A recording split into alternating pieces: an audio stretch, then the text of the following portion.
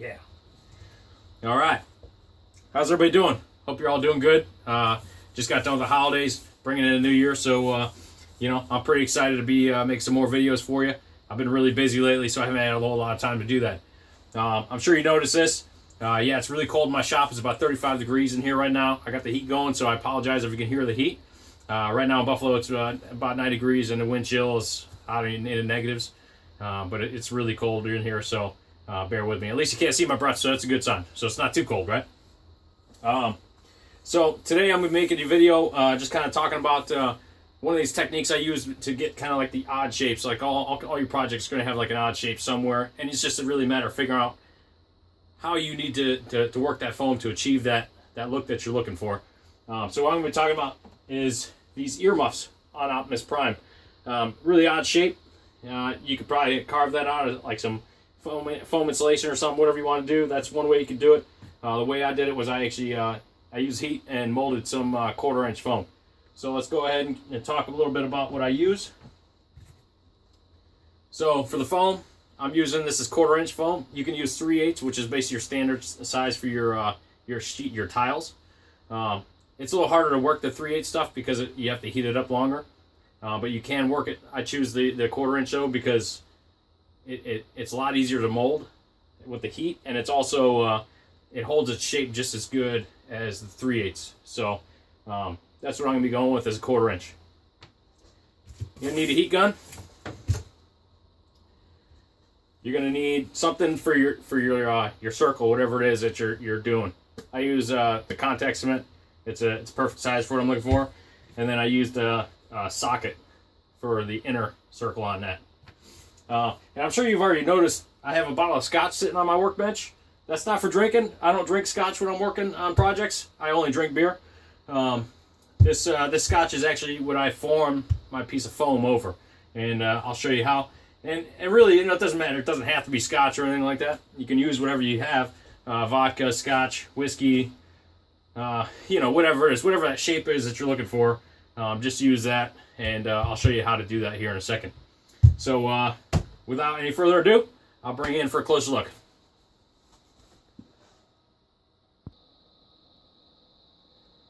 Alright, so here we are.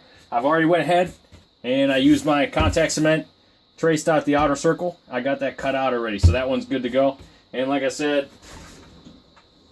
I just used a socket for this inner circle here. So I just took it like that and traced that out, and it's cut already, so that's good to go.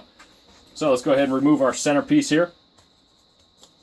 Now this isn't going to look too pretty because obviously this isn't something I'm using for anything. It's just a little training tool for you guys, but normally I would make this look a little bit cleaner, clean up these edges, and really just take my time on a cut, because you can see here is a little bit of a jagged edge here, but we didn't care about that too much.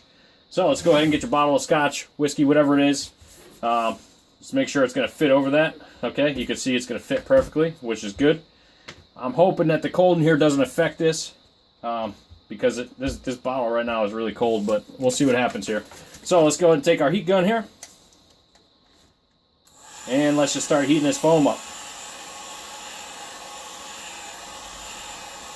Just move around in circles. You don't want to hold it in one spot too long. If you have a little oven, you can throw it in the oven too.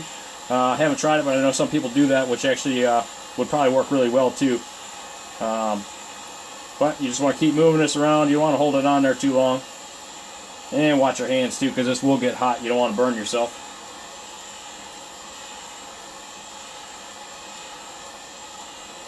Now, if you needed to, you could actually heat this on the bottle as well, but I prefer to just hold it so I kind of get a feel for, what the temperature is on the foam, so I know when I'm ready to start molding this piece. All right, I think we're pretty much about there.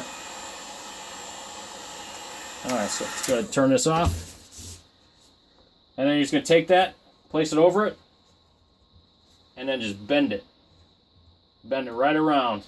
Hold it right to the shape of that bottle. And just hold it. This is, now like I said, this is cold. So it's probably cooling it off a whole lot faster than it normally would on a regular day for me. But you can already kind of see that shape that it's taken there. Okay, so I got that now. And if you take a look, It looks almost identical to that one I did for Optimus Prime there. And then after I did that, what I would do is I would take another piece of foam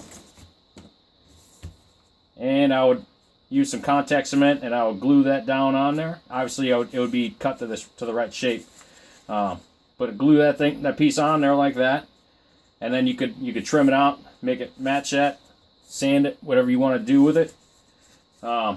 If you wanted to, you could put a little piece in behind there, give it a little bit of depth, whatever you want to do. Some cool little designs in there. I also have the piece that you cut out previously. You can stick that in there. If you want it to kind of have like a little raised look to it, you glue that in there from the back with some hot glue.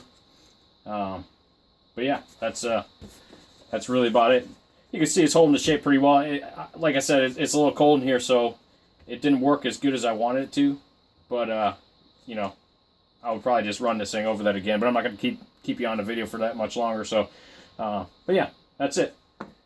And then you get something that looks like this. Obviously, you're going to clean up the edges with your Dremel or sander, whatever you got going on, and that's what you're left with. A cool little earmuff piece.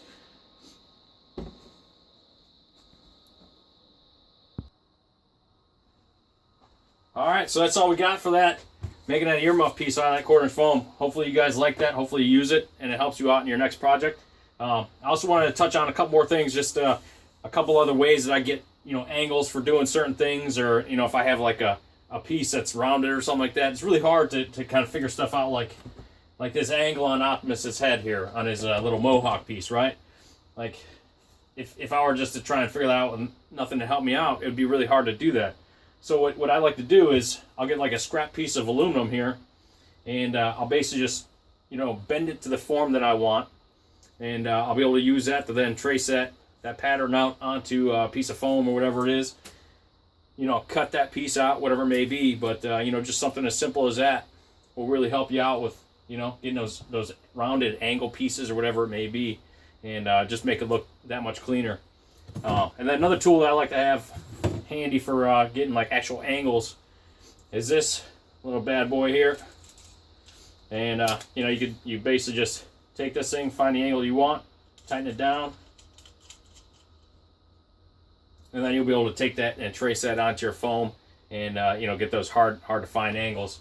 And also you can use this to find angles that you already have on your pieces. So say I wanted to find this angle here, I would take this, lay it down flush on there, and there you go. Then I have that angle. And these two ways that I do that really have helped me out on a lot of projects, just getting those hard to find angles, especially on Jazz and Grimlock. But that's all I got for you guys. Next video I think I'm going to do is probably talking about visors, showing you guys how I make the visors, because I got a couple helmets that I'm doing, and I'll be making the visors for them. So if there's anything you guys want to see, please let me know. If not, give me a thumbs up and subscribe. You can always check out my current projects on Instagram at BMBids. I'll catch you guys later.